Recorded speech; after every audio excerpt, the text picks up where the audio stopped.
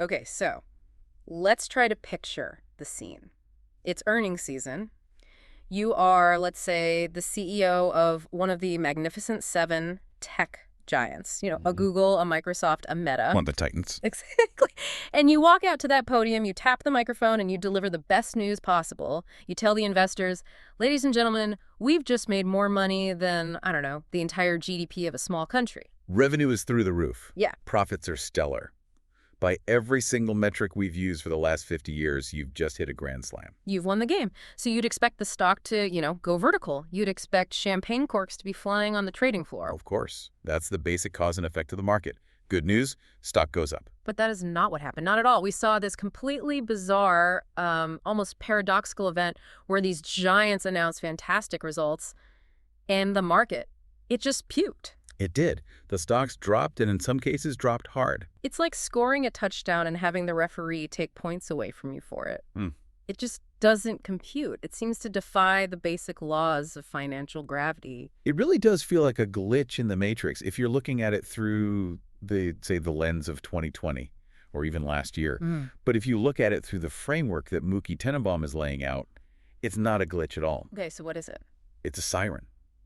A massive blaring warning siren. A siren for what? I mean, making money is still the goal, right? It is, but the market is suddenly looking at something else. They're not looking at the income statement anymore. They're fixated on the expenditure column, The spending. the spending. The Yeah. reason those stocks tanked wasn't because of the money they made. It was because of what they announced they were going to do with that money. Huh. They all, almost in unison, announced tens of billions of dollars in CapEx. Capital expenditures, right? That's usually the most boring line on a spreadsheet. It's the budget for new office chairs and fixing the roof. Yeah. Not this time. We are not talking about laptops and office chairs here. Mookie Tenenbaum points out, and I think he's absolutely right, we are witnessing the single largest infrastructure build-out in human history. That's a huge claim. But think about it. Yeah. These are software companies. We love them because they're asset-light. They don't need factories. They don't need giant warehouses. Their product is code. Right. It's all high margins. And suddenly they're all pivoting hard. They're pouring all that money, billions and billions of it, into iron. Iron. I love that term. It sounds so physical, so industrial. It is. We're talking about data centers the size of cities. We're talking about private energy grids to power them. We're talking about that heavy, dirty, physical reality that is required to run true artificial intelligence at scale. And the market sees that and gets spooked Yeah. because it turns a beautiful high-margin software business into, what? A construction company. Into a heavy industry, capital-intensive grind. But Mookie argues that this pivot to hardware, this obsession with iron, is just the surface tremor. The real earthquake, the big one, is happening much deeper. And the earthquake is what? The complete and utter destruction of the software business model as we've known it for 20 years. What he calls the bloodbath of SaaS. Bloodbath. Wow. That is not a word you usually hear in the same sentence as, Adobe or Salesforce. These were the darlings, the safest bets on the market. Mookie suggests they are the walking dead, and it's even bigger than that. He argues this entire shift is going to force us to fundamentally reevaluate the worth of human labor itself. Great. Okay, slow down. We're not just talking about software becoming obsolete. We're talking about the human employee, the white-collar worker, transitioning from being an asset on the balance sheet to a liability. Okay, that is a terrifying premise to start with. So we're going from Peter Thiel's software's eating the world to what? AI is eating the software, and then it's eating the people who make the software. That is the core of the thesis. And that's what we're going to dive into. We're going to unpack it layer by layer, starting with why your monthly software subscriptions might be about to disappear. And then moving into the really uncomfortable part. Why your job might soon be classified as a toxic asset. And then we'll finish up with where the smart money is actually flowing. The only safe harbor Mookie sees left in this new world. The hardware monopolies. All right, let's start with the software side of things. SaaS, software as a service, this has been the holy grail for investors for, what, a couple of decades now? Oh, easily. It was the perfect model. You build one piece of code, one tool, and you rent it out 1,000,000 times over. Right. You charge, I don't know, $20 a month, and you keep that customer forever because the secret sauce was always the moat. The moat. The classic Warren Buffett idea. You dig a deep, wide moat around your castle, your software, so that competitors can't get in, and more importantly, your customers can't get out. And the moat was usually built out of complexity, right? Or Yeah. data. Like it took me 6 months to learn how to use this program. All my company's data is stored in it. I'm not going to go through the pain of switching. It's too sticky. The Yeah. switching cost is too high. So you just keep paying the $20 a month forever. It's safe. It's predictable. So what happened? Who blew up the moat? Mookie Tenenbaum's analysis is that the moat is it's gone. It hasn't been bridged or overcome. It has evaporated. He uses this great line. He says, there is no water. There are no crocodiles. There is just a hole in the ground.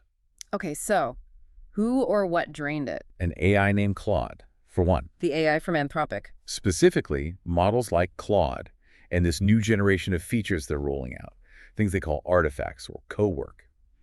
To get your head around this, you have to rethink what software fundamentally is. Okay. A piece of software is just a tool to get a result. You don't actually want Microsoft Excel. You want a budget spreadsheet with a nice chart. You don't want to use Wix. You just want a website for your business. That's a fair point. I don't buy a drill because I want to own a drill. I buy it because I want a hole in the wall. Exactly. You're buying the outcome, not the tool. Yeah. In the old SaaS model, you were forced to rent the drill. You paid Wix a monthly fee to rent their specific website building drill. Right. But Mookie asks this really fundamental question. Why would you pay a monthly subscription to rent a tool when an AI agent can just instantly build you a custom tool, use it once, and then throw it away? Wait, hang on. You don't mean the AI uses the software for me. You mean the AI builds the actual software app itself? Yes. Or, more accurately, it replicates the utility of the software so fast that the app itself becomes irrelevant. Let's use the Wix example that Mookie brings up. Yeah. It's perfect. Wix just spent millions and millions of dollars on a Super Bowl ad. Which is pretty standard for a big tech company. Huge audience. You tell them, come on over, build your beautiful website with us. But step back and think about the logic of that. In 2024, they are burning a mountain of shareholder cash to advertise a service. The act of building a website that AI can now do for free, or, for fractions of a penny in compute costs. So if I can just go to a model like Claude or ChatGPT and type in a prompt that says, code me a 5-page website for a local bakery, I need a photo gallery and a contact form with payment integration. And it spits out all the HTML, the CSS, the JavaScript, perfectly formatted in 10 seconds. Why on earth do you need Wix? What problem are they solving for you anymore? I can practically hear the web developers shouting right now. They're saying, but wait, the AI code is messy. It's not secure. You still need the platform for hosting, for the updates. And for now, that's the argument. That's the toehold they have left. But Mookie Tenenbaum is looking at the trajectory, the trend line. The middleman of the software interface is what's becoming obsolete. So the AI becomes the new interface. If the AI is the interface, you don't need the SaaS wrapper around the function. You just need the raw intelligence, Yeah. the raw compute power. Which means the value shifts from the app to the intelligence. Exactly. And this brings us to another huge hidden problem for these established software companies. Mookie calls it the legacy code problem. Explain this, because my gut reaction is that having a massive 30-year-old code base is a huge advantage. If I'm Adobe or Microsoft, I've got this treasure chest full of code that no one else has. But is it a treasure chest or is it a giant iron anchor chained to your leg? Mookie makes the point that code isn't static. It's not like a gold bar you put in a vault. Code rots. It rots like fruit. In a way, yeah. In engineering, they call it bit rot, or more commonly, technical debt. But just think about it in practical terms. You have millions of lines of code written by thousands of different developers over 20 or 30 years. Okay. Some of those developers retired a decade ago. Some moved to a competitor. Some, have passed away. There might be nobody left at the company who truly understands how the deepest parts of the architecture work anymore. Right, it's just a giant tangle of spaghetti code. And you have to pay an army of very expensive engineers just to maintain it. You have to patch bugs constantly. You have to update it every time a new operating system comes out. You have to be on constant alert for security vulnerabilities. Mookie's point is that this maintenance is the single biggest hidden cost for any large software company. So you're paying thousands and thousands of salaries just to keep the lights on, to keep the old machine from collapsing. Now, compare that to the new AI model. If I ask an AI agent to write a piece of software to solve a specific problem for me right now, what does it do? It generates it from scratch. It generates fresh code, Yeah. clean code, modern, secure code using the latest libraries. And what happens if there's a bug in it? You don't fix it. You don't hire a team of guys in another country to debug it. You just delete it until the AI generate it again, but this time fix that error. It's disposable software. Ephemeral applications. Software that exists only for as long as you need it to perform a single task. Wow. So the whole concept of releasing version 2.0 or version 3.1 just it goes away because version 1.0 only existed for 5 minutes in the first place. Exactly. And if you don't need to maintain the code, You don't need the armies of maintainers. You don't need the people. and that is where the story turns. This is the part of Mookie's analysis that I found genuinely jarring. I mean, we're all used to hearing about corporate layoffs. We hear terms like restructuring or right-sizing. But the language that Mookie Tenenbaum uses here, it's just so cold, so visceral. It's the language of a balance sheet. It's the language of pure, unadulterated accounting, and that is precisely why we have to pay attention to it. He argues that we are witnessing a fundamental shift in how businesses view their workforce.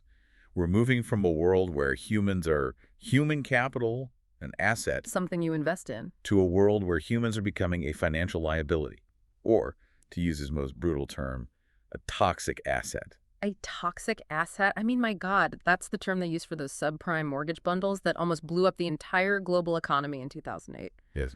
And you're saying that companies are now starting to look at their employees, their engineers, their marketers, their middle managers in the same way they looked at those bad loans, as something that is poisoning their books. In the eyes of the chief financial officer, yes.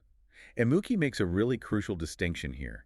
He says this isn't a decision being made by the CEO anymore. Not the visionary, not the person who gives the speeches about our people are our greatest asset. Right, the CEO might still believe that. They might say, but we need these people for our culture. We need their creativity, their innovation. But the CFO, the person who actually controls the purse strings, is just looking at the math. And the math, he says, is inescapable and brutal. So walk us through the arithmetic. What does the spreadsheet say? It's terrifyingly simple. Let's say a human employee costs you $100 to perform a certain set of tasks. That's not just salary. That's benefits, healthcare, insurance, payroll taxes, office space, a laptop, the coffee in the break room, all of it. The fully loaded cost. Okay, so $100 for the human. Now, let's say an AI agent can perform that same set of tasks, maybe even better and faster, and the cost of the electricity and the processing power for that AI agent is 1 cent. So the human is 10,000 times more expensive. It's not just that they're more expensive. It's that, from a purely financial perspective, they're now an unnecessary cost. And in the world of corporate finance, if you can eliminate a major cost without reducing your revenue, you have a fiduciary duty to your shareholders to do it. A duty to do it, so it's not even a choice. Mookie argues it's not a policy decision, it's a solvency decision. It's a matter of survival. Because if your competitor down the street fires all their expensive humans and replaces them with cheap AI, what happens? Their cost structure collapses. They can sell their product for half the price you do and still make a bigger profit. If you try to keep your human workforce out of loyalty or sentimentality, you simply go bankrupt. You can't compete. So it becomes a race to the bottom, a race to zero human employees. It's an efficiency trap. And Mookie uses this fantastic analogy to explain it. He talks about the scythe. The tool the Grim Reaper carries. That feels appropriate. Well, it was a farming tool first. Imagine you have a huge field of wheat, and you have 100 workers, and you give each of them a scythe to harvest the grain. It's slow. It's hard manual labor, and you have to pay all 100 of them. Okay, I'm with you. Then, one day, the mechanical harvester arrives. The combine. One single machine, driven by one person, that can do the work of all 100 of those men, but 10 times faster. We've seen this story before. This is the Industrial Revolution. This is what happened to weavers and farmers. It is. But here's the key distinction Mookie makes, and it's critical. When the mechanical harvester arrives, the 100 men with the scythes don't get offered a pay cut. Right.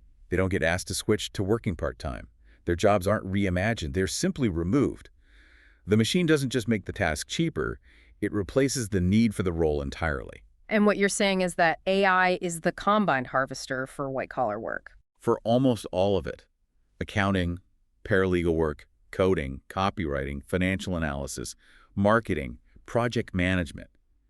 These are all, in essence, information harvesting jobs. You're taking raw data and processing it into something useful, and the machine that does that is now here.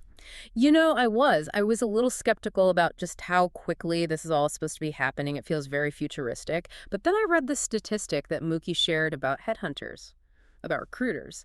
This one actually made my jaw drop. It's a complete 180-degree reversal of how that entire industry has worked for my whole lifetime. For sure. I mean, the way it used to be is if you were a top-tier software developer or a rock star consultant, the headhunters were the ones chasing you. Oh, they'd be calling you constantly, flooding your LinkedIn inbox. And the companies would pay them a massive bounty, 20 or 30% of your first-year salary, just for the privilege of finding you. Because for the last 30 years, the talent, the skilled human, was the scarce and valuable resource. But Mookie says that has completely flipped on its head. Now it's the talent that is paying the headhunters. I just want to pause on that so the listener really gets it. You, the person looking for a job, are now writing a check to the recruiter just to get them to look at your resume. Yes. Mookie Tenenbaum is reporting that people are paying sometimes $10,000 out of their own pocket to these placement agencies. Just for a chance. That sounds It's desperate. a signal of a massive, sudden oversupply of labor. There are way more skilled workers than there are jobs. And here's the real kicker that Mookie adds to it.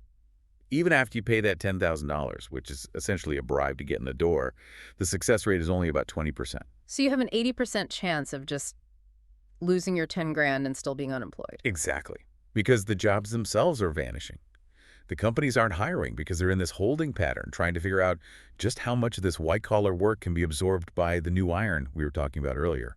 And this isn't just about individuals getting laid off. If you scale this logic up, it spells doom for entire industries that are built on one single concept: billing for human hours. I'm thinking about the giant consulting firms. The billable hour economy, which brings us right to the next section of this deep dive. The end of consulting and the so-called gig economy. Mm-hmm. And Mookie takes aim directly at the big dogs here: McKinsey, Gartner, Accenture. Right, the firms that will happily charge your company $1 million for a fancy PowerPoint deck that tells you what you already know. That's the one. And Mookie shares this story about a viral tweet, an experiment someone did. They took a typical high-level strategic problem, the kind of thing a corporation would pay McKinsey $50,000 or $100,000 to analyze. Okay. And they broke it down into 15 very specific, very clever prompts and fed them into a high-end AI model. 15 prompts. What would that take? 20, 30 minutes of typing. Probably. And the output. Yeah. The report that the AI generated, it was virtually indistinguishable from the professional human-made consultant's version.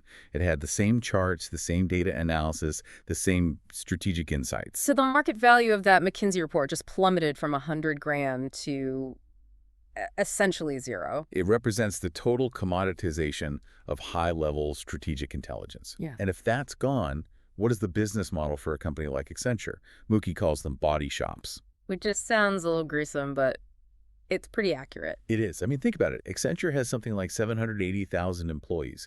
Their entire business model is hiring a junior analyst for, say, $50 an hour, and then billing them out to a client at $300 an hour. That markup on human time is the whole business. But if the client can get the same analysis done by an AI in 30 seconds for $1, you can't bill the hours. And if you can't bill the hours, you can't pay the 780,000 salaries. Yeah. Mookie's prediction is that these companies are just too big, too heavy to pivot. They're the Titanic. They can see the AI iceberg dead ahead, but they can't turn the ship in time because the entire hull is constructed out of human labor costs. And it's not just the high-end bespoke consulting. I sometimes use sites like Upwork or Fiverr for little things. I need a quick logo designed for this side project. Here's $50. That whole world must be in trouble too. Mookie argues that sector is getting wiped out even faster. He calls it the agent replacement. Because why go through the hassle of negotiating with a freelancer in another time zone when I can just argue with Midjourney for 10 minutes? It's all about friction. Think about the process of hiring a human on Upwork. You have to post a job, sift through 20 proposals, interview 3 people, negotiate the price, wait 2 days for the first draft, then go back and forth on revisions. It's a whole process. It's a pain. The friction of using an AI agent is zero. Your prompt is the contract. Make me a logo for a dog walking business. Make it blue and friendly. It gives you 4 options instantly. I don't like the font. It gives you 4 more. Done. The whole thing takes 2 minutes. And so the value of the platform, the middleman. The platform itself, Upwork or Fiverr, their whole value proposition relies on the difficulty of finding good human talent. But if the talent is now an infinite, instantaneous resource available through an AI, the platform loses its entire reason to exist. You know, this word agents keeps coming up. The agent will do this, the agent will do that. Mookie goes into some really, well, it feels like science fiction, about what happens when these agents start talking not to us, but to each other. This is where we get into some really fascinating and slightly unsettling territory. It's related to the dead internet theory, but what Mookie calls the bot internet. The corner of the web with a sign that says, "No humans allowed." Essentially, yes. We are rapidly moving toward a future where the primary users of the internet, the things generating the most traffic, aren't people sitting at keyboards. They're autonomous software agents acting on our behalf. So I'd say to my personal AI, hey, book me the cheapest flight to London for next Tuesday and order me a new pair of running shoes. And you just go about your day. You go play golf. Your agent wakes up. It goes out and communicates directly with British Airways agent. It talks to Nike's agent. They negotiate price. They check inventory. They complete the transaction, all without any human intervention. Okay, that makes sense. But Mookie mentioned one specific detail about this process that honestly sent a shiver down my spine. He talked about the language that these agents use when they talk to each other. Oh, I remember this part. The language ban. This is wild. It is. Early developers, when they were building these agent-to-agent systems, found something strange. When they let the AI agents negotiate with each other without any constraints, they stopped using English. They just got bored with our clumsy grammar. They found it profoundly inefficient. Think about human language. It's full of ambiguity, politeness, metaphors, redundancy. The agents realized they could be much more efficient. So they started spontaneously inventing their own language, The new language. a kind of compressed, purely mathematical shorthand.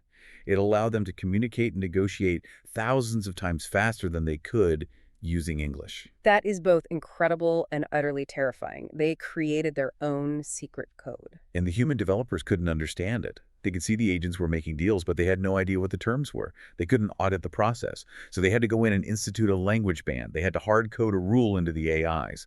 You must conduct all negotiations in a human-readable language, like English or Chinese. Basically, please speak human so we can make sure you're not plotting to overthrow us. You joke, but that's basically it.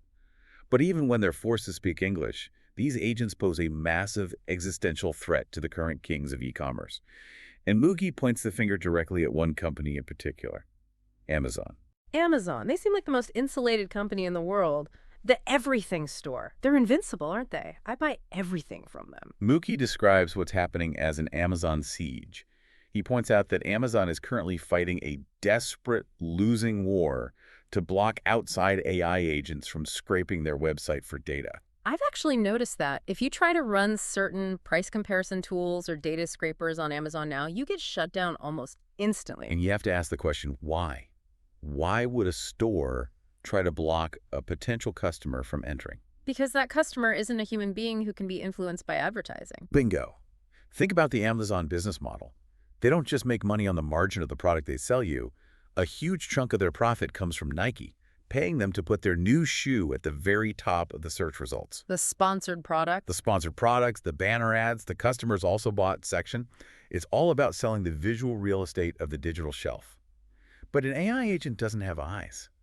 It doesn't get swayed by a shiny banner ad or a celebrity endorsement. Right. If you tell your agent, get me the objectively best running shoe for under $100 based on material durability, user reviews, and sole thickness, the agent doesn't look at the pictures. It just scrapes the raw data. It reads the spec sheet. Shoe A has a verified lifespan of 500 miles. Shoe B has a lifespan of 300 miles. Buy Shoe A. End of story. And shoe A might be some no-name white label product made in a factory in Vietnam that costs $40. It's not the $150 Nike with the swoosh on the side. So the power of the brand just evaporates. Mookie argues this is the death of brands. For a company like Nike or Coca-Cola or Apple, maybe 90% of their market value isn't the physical product. It's the brand equity. It's the feeling, the status you get when you buy it. Agents don't have feelings. They don't seek status. They run on logic. So if the agents strip mine all the brand value and they ignore all the ads? But Amazon loses its highest margin revenue stream. Yeah. And it gets even worse. Mookie predicts that the agents will eventually just learn to bypass Amazon entirely. How would that work? Why would your smart agent pay the Amazon tax?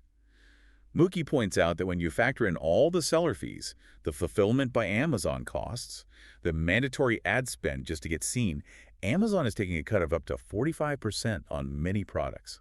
45%. Is it really that high? On some categories, yes. It's a huge markup, so why would the agent pay that? If it's smart enough to handle logistics, it'll just go straight to the source. It'll find the original factory in Shenzhen and say, ship one pair of shoes directly to this address in Ohio. And just like that, the price of the shoe you buy drops from $100 on Amazon to $55 direct from the factory. That's massive A deflation. huge deflationary shock to the system. Mookie predicts a collapse in the price of most consumer goods, which sounds great for us, the consumers, when we're buying things. But it's catastrophic for the companies that make and sell those things. And if those companies start to go bust, they fire their human workers, and we're right back to the toxic asset problem. You see, it is all one interconnected system. Okay, let's zoom the camera out even further. We've talked about the company, the employee, the online store. Let's look at the world map. This is Section 5, Geopolitics. And Mookie has some incredibly stark and probably controversial warnings here, especially for Europe. He does not mince words on this topic. He says, and this is a direct quote, Europe is finished. Finished. I mean, Yeah. that's a pretty final statement. His argument is that Europe is, in his words, at risk of becoming a beautiful museum, a great place to visit on vacation, but no longer a serious player on the global economic stage. And the reason, in his view, comes right back to the issue of labor. The very strong worker protection laws they have. Exactly. Europe, especially countries like France and Germany, prides itself on its social contract. It is very, very difficult and very expensive to fire an employee. You have powerful unions, mandatory long notice periods, huge severance packages. Which, speaking as a human being, sounds pretty good. I like the idea of job security. Of course. We all do. But Mookie argues that in a moment of rapid, disruptive technological change like this one, those protections become a death sentence for the companies. Explain that logic. How does protecting a worker kill a company? It's about agility. If you're a US-based tech company, you see this AI shift happening. The CFO runs the numbers. The decision is made. Okay, this division of 5,000 employees is now redundant.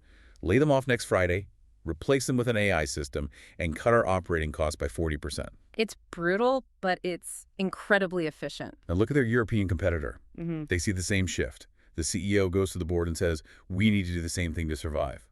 But they can't. The law says they can't. Or it says it will cost them 2 years and hundreds of millions of euros in severance to do it. So they're stuck. They're stuck carrying those 5,000 salaries on their books. They are saddled with toxic assets, while the American company has already shed the weight and is now faster, leaner, and cheaper.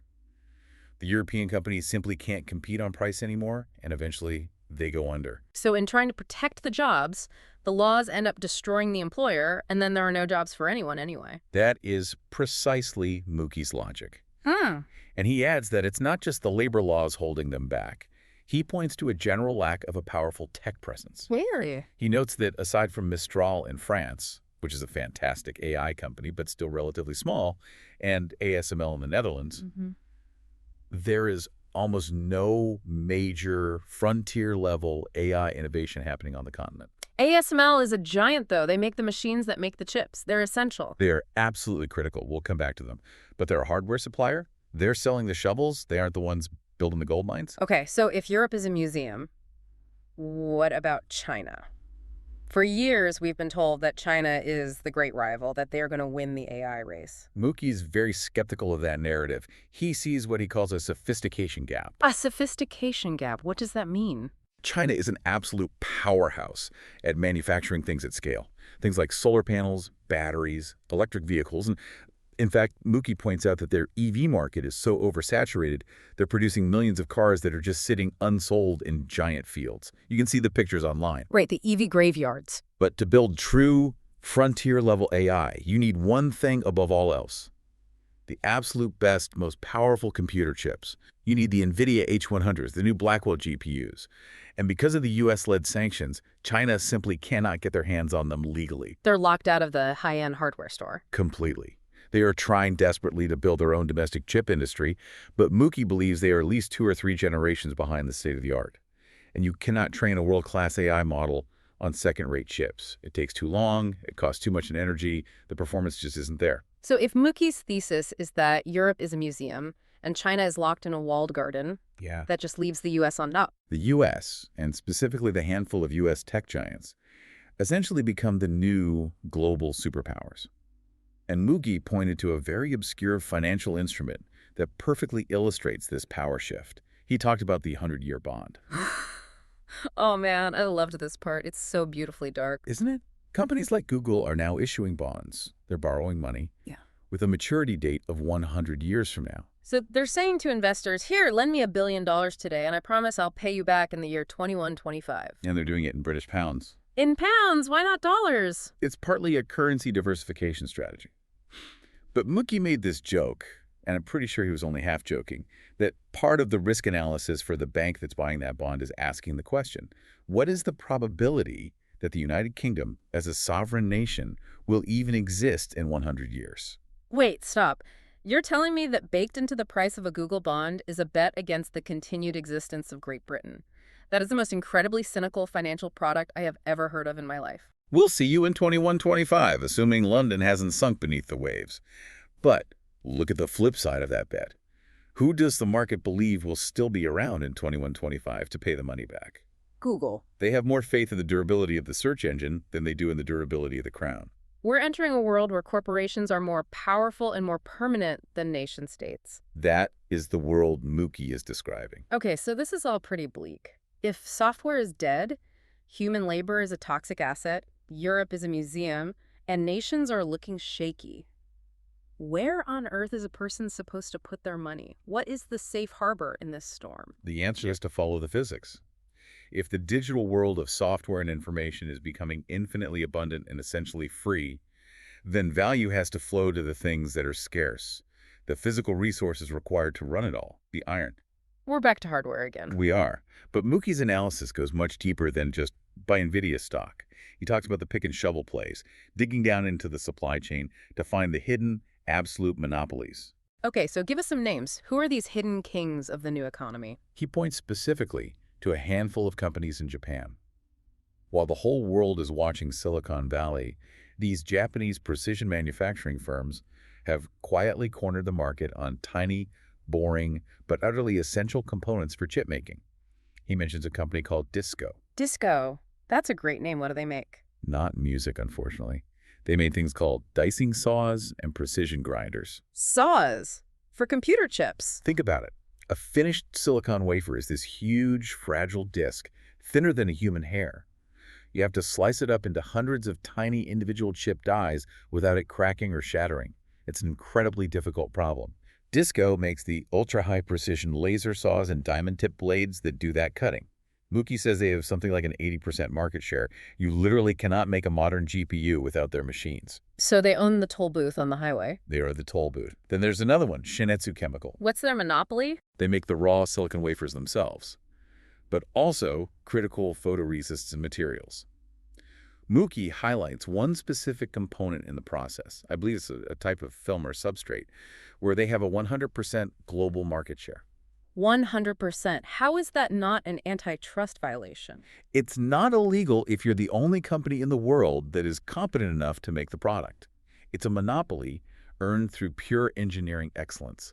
And because they're the only game in town, what are they doing? They're jacking up the prices. Mookie says they're putting through 30% price hikes. And who has to pay it? NVIDIA. And who does NVIDIA pass that cost on to? Microsoft, Google, Meta, the guys building the data centers. Which is why the CapEx numbers we talked about at the very beginning just keep going up and up. It's a hardware inflation loop. Mookie's advice is simple. Don't chase the gold rush, sell the picks and shovels. In this case, the shovel is a billion-dollar Japanese laser saw. He also mentioned Oracle, which honestly surprised me. I always think of Oracle as being part of the old tech world. Oracle is making a very clever pivot. Mookie likes them because they are focusing on an increasingly important niche, data sovereignty. What does that mean exactly? As AI becomes more powerful and central to national infrastructure, governments are getting extremely paranoid. The French government, for example, does not want all of its citizens' private health data sitting on a server farm in Texas under the control of a U.S. company. They want it physically located in France. Exactly. Yeah. So Oracle is going around the world building sovereign data centers inside these countries, offering a sovereign cloud that complies with local laws. So it's a bet on the physical security and political reality of data. We'll keep your secret safe inside your own house. And that physical presence The concrete building, the security guards, the dedicated energy supply, that is the real asset. The software running on it is becoming a commodity. But the fortress is real. It all comes back to the physical world. He even touches on General Motors. GM is a much tougher case. Mookie says they're trying to survive by pivoting to batteries, but he sees the entire legacy auto industry about to hit the same wall that the white-collar labor market is hitting. And that wall is robotaxis. Waymo from Google, maybe Uber, Cruise. Right. If you can summon a self-driving car that costs you, say, 50 cents a mile, making it far cheaper to use transportation as a service than to own, insure, and maintain your own car, what happens to the auto industry? It collapses. And the millions of jobs related to it, drivers, mechanics, insurance agents, they just disappear. It's the scythe again. It's always the scythe. Okay, so we have covered a huge amount of ground here. We started with the paradox of the market. We went through the death of SaaS, the horrifying idea of the human as a toxic asset, the geopolitical shakeup. It's a total fundamental paradigm shift. Nothing is safe. Mookie Tenenbaum's worldview here is, well, it's incredibly intense. It's not what you would call an optimistic take for the average person. No, it's certainly not. But his goal isn't to comfort us. His goal is to wake us up to the reality of the numbers. I have to admit, like I said at the start, this whole conversation makes me feel like the ground is physically moving under my feet. It's unsettling. It's scary. It is scary. But Mookie offers a kind of philosophy for dealing with it, a very stoic response to this massive change. And what is that? It is what it is. It is what it is. That's it. That's it. His point is that you can't fight the math. You can't argue with this level of efficiency. If you're a country that tries to ban AI to save jobs, like the Luddites who smashed the weaving looms, you will just be economically crushed by the country that embraces it. You cannot stop the combine harvester by standing in front of it with your scythe. So if you can't stop it, You have to understand it. You have to find a way to align yourself with the forces that are winning, with the iron and the intelligence, not with the labor that's being replaced. that leaves us with one final, massive, unanswered question. It's a paradox that Mookie hints at, but one that I think we have to leave our listener with. The consumption paradox. Exactly. If this new economy is ruthlessly efficient, if it's designed to cut human labor, the toxic asset, down to zero, and companies optimize everything for a population of AI agents, who is left to buy the stuff? If the humans don't have jobs, they don't have salaries. And if they don't have salaries, they can't afford to buy the Nike shoes, no matter how efficiently an AI agent can find them a 40% discount. It feels like an economic snake eating its own tail. You build this perfect, hyper-efficient machine that can produce infinite goods for a population that has no money to afford any of them. That is the tightrope we are about to walk over the next 5 to 10 years. We are on the verge of solving the production side of the economic equation with AI, but in doing so, we might be completely breaking the consumption side. So as you, our listener, go back to work today, as you look at your spreadsheets or your code or whatever it is you do, ask yourself the one question that Mookie Tenenbaum's analysis has forced all of us to confront. In this new economy that's being born. Am I the harvester Yeah. or am I the wheat?